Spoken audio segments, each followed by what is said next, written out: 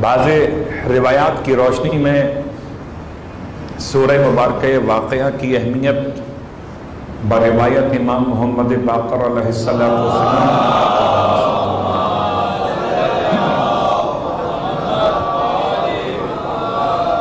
ارشاد فرماتے ہیں اگر کوئی انسان ہر رات میں سورہ مبارکہ واقعہ کی تلاوت کرے تو پروردگار عالم کی بارگاہ میں اس طریقے سے پیش کیا جائے گا روز قیامت کہ اس کا چہرہ 14ویں رات کے چاند کی طرح سے چمک رہا ہو۔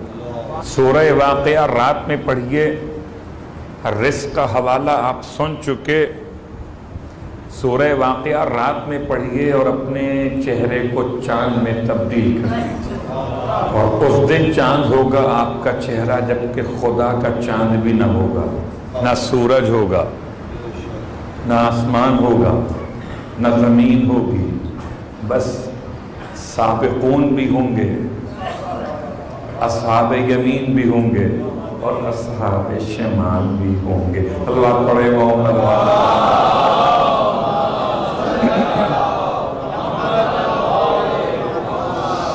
رات کی عبادتوں کے عنوان میں سورہ مبارکہ واقعہ کی تلاوت بعض علماء کہتے ہیں کہ انسان کو چاہیے کہ عشاء کی نماز جو پڑھتا ہے 2 رکعت بیٹھ کر، اس نماز کو نماز وتیرہ کہتے ہیں۔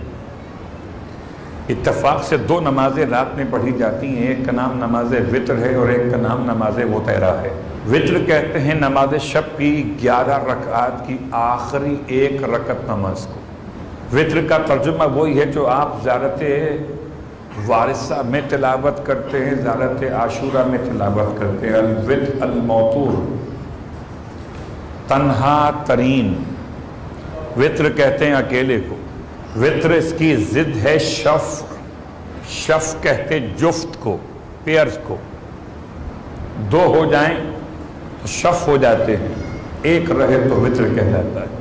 تو نماز شب میں 8 رکعت کا نام تو تہجد ہے، اور آخری 3 رکعت میں 2 کا نام شفع ہے اور 1 کا نام وتر ہے۔ بعض احباب اسے شفا پڑھ دیتے ہیں، شفا نہیں ہے، 2 رکعت نماز شفا پڑھتا ہوں، شفا نہیں ہے، یہ شفع ہے، مگر خدا الفاظ نہیں پکڑتا، وہ یہ تھوڑی دیکھتا ہے کہ آپ نے شفا کہا شفا نہیں کہا، آپ کے الفاظ کیا تھے۔